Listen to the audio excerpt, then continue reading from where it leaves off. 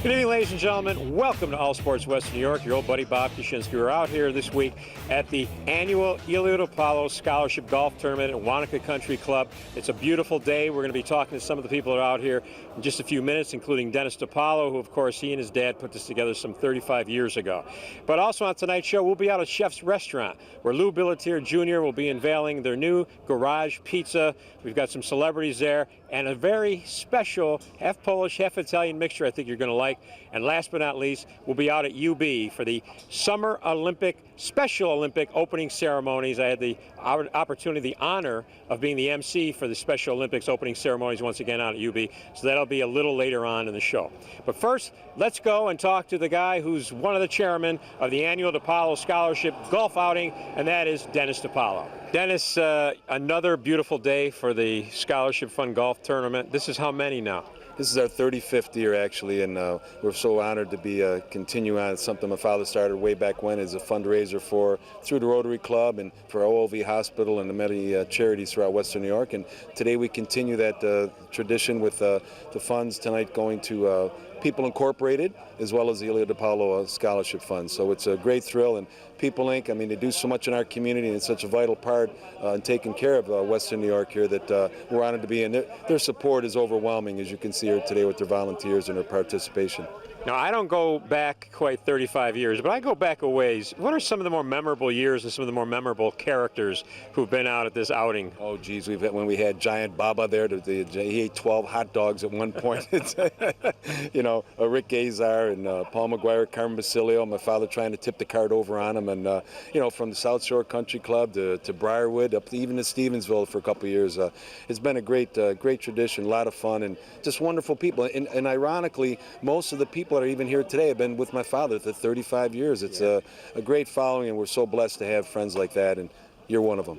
Well, I appreciate that. I vividly remember Carmen Basilio, world champion boxer. He and Paul McGuire would hold court afterwards at the dinner back then at your restaurant, and it would be a roast beyond roast. I mean, it was classic stuff. It was phenomenal, the memories and the stories. You could go on, and thank goodness one of our friends videotapes. We do have a lot of those on tape and the stories, but some of them we can't repeat. But either way, it was just phenomenal, and they always and that's the thing, when the celebrities do show up, and the Bills and the coaches and the hockey players, and Dominic DiNucci's with us here today, and the Destroyer, so the wrestling community's here. But we're so honored that through the many years and great friends that we've had. Now, many think that the Buffalo Jills are not working this year, but you have the ladies here, and they are called? They're called by their own name, the DiPaolo Divas. So, and it's ironic, and you know, we feed them very well, so it covers them. No, but they're like me. They work for food. They work for food and homemade wine, and limoncello for the of course. No, and it is funny, but yeah, you know, because it is such, the Buffalo Jills is such a vital part of our community, and it's sad to see what's happened there. That they volunteered to say we want to be part of the DiPaolo's the tradition, and they came up with the name DiPaolo Divas, and you know, it's just great thing. Now, it was pouring yesterday, but your dad must have pulled some strings with the man upstairs, because we got a great day. Well, it's been 19 years, Bob, and with all the friends that have joined them, and we were so blessed, as you and I know, with our family and our parents, that you know, I said, Dad, it's in your name. Can you at least talk to the Lord for a little blessing here today? And as you can see, the skies opened up, so we were good to go. So now, somebody who won't be here this year, who's here every year, and that, of course, is Jim Kelly. We were at his outing last week, and you've seen Jim this week. How's he doing? Jim actually was on Thursday when we had food there with him, and actually was a great sign. He looked a lot stronger than he was the week before, and actually he said, Dennis, I can smell the garlic, I can smell the beans. And I said, that's a great sign, you know. So, and the sisters of all of the people that have been praying, the Sisters of Mercy and the Franciscan Wall Center, the healing has begun. So the prayers seem to be working, and you know, every day he gets a little bit stronger. And as you know, there's always ups and downs. But yeah, hopefully, actually today, needless to say, he can't make it and he can't be here, but his thoughts and prayers. But hopefully today he's supposed to be heading home. So we're waiting for that call. Now it's a great honor. We're here with the great wrestling champ, Dominic DiNucci. Dominic, you've been a fixture here, and of course you were a great friend of Ilio DiPaolo. Yes, sir, I was. Hey, I'm not saying for a long time. Okay, we traveled together. When I started, he was coming to Montreal, I coming to Buffalo, and then we were going to Boston together, Cleveland, everywhere. We were very close at that time, and he was a good man. Who spoke English better, you or Ilio? Between the two, we just make one.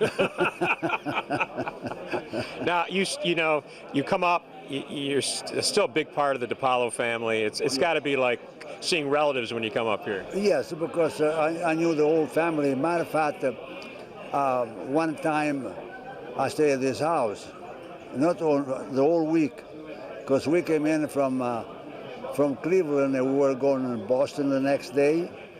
And he said, well, where are you going? I said, I'm going to go to the hotel downtown. And he said, no. He said, come on, come to the house. And I think the kid was like 3 or 4 years old. And I spent two or 3 days there. When we come back from Boston, I stayed one more time. And it was like a family thing, Yeah. you know. But You didn't have any glasses of homemade wine when you were there, did you? No. And that time I was too young. I didn't drink it. Now, believe it or not, well, you know, Ilio left us 19 years ago, and you were there at the very first Wrestling Legends of the Odd, which had 16,000 people there at the old Memorial Auditorium. That still, I look back, that was still quite a night. I think, yes, because you make you feel good, because let's face it, you work hard, but then you have to produce to the fan.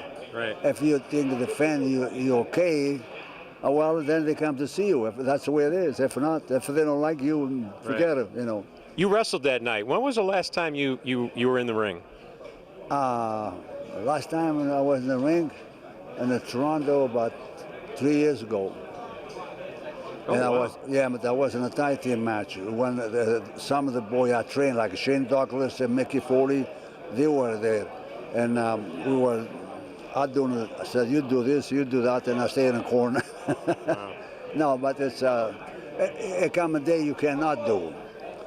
And it'd be silly to say, now I'm 78, and you think I'm going to go in the ring? No, absolutely not. But you go to have fun. They were raising the money, so I did. You know, I did for that. But you common day, you have to have a step. It's it. You know, you can't do it anymore. Right. And he was a big favorite up here in Buffalo, and especially when you wrestle with Ilio. You know, there's a great Italian-American community in this region, so it's always great to see you. All the best, and have fun out there on the links. I hope so. All right. Thank you. Paul, Nice seeing you again. Who the hell are you? yeah, I don't know. I'm not sure. Rick Azar. Rick hasn't looked this good in a while. God, no, he hasn't. I'll tell you what. If you're doing a Rick Azar impression, you're having a hell of a time. Now, who are your friends? No. They're not your friends? No. Why are they sitting here with you? I have no idea. No? No, I was sitting here by myself enjoying a nice brunch, wondering what the hell's going on here. And then I realized that these guys are all going to play golf. So you just happened to stumble upon Wanakah and a golf tournament broke Well, I'm a out. member here, and I come up here on Mondays to have lunch, and I was by myself, and then all these guys join me, and they're all on my tab. All on your tab. Is that true, Booker? Absolutely right. You know, one thing about it is we didn't know who he was at the first. Now that we know who he is, we're gonna run up his tab a lot right now. You know Eddie Rakowski? That is Eddie Rakowski, yeah. Can he's the guy you get around and get a shot, Eddie? No idea who he's talking to on the phone. He's just talking to someone. Will Fowler. Will Fowler. Original Buffalo Bill. Yeah. And Bobby Mangano, the original bald man. I'm serious. He's the original bald man. I don't know how much of this we'll be able to use, You but can use that. He's the original bald man. Bobby Mangano. Bald, B-A-L-D. Bulb. Oh. B-U-L-B, you dummy. No, this is, we're talking about Ilio DiPaolo. I think every one of us that played with the Buffalo Bills, the first time you came to town, you met him. And I came here in '64 from San Diego, and he's the first guy I ever met with Ron McDowell and Tom Sestak. And, you know, there was no finer gentleman in all of Buffalo than Ilio DiPaolo. I think last year you told a story about smuggling pizzas up to the hotel room during training camp. Yeah, you know, he used to help out a lot. He made some of our linemen much fatter than they needed to be. He really did. He slowed down our receivers, but we still won, no matter what he did. And when you called him on the phone to order pizza, who translated? Well, Dennis does, his son now does the best Ilio DiPaolo, but in those days, we had nobody. But when you said pizza, he knew sausage, pepperoni, and cheese. Other than that, It didn't matter. Matter. No, just put it on dough.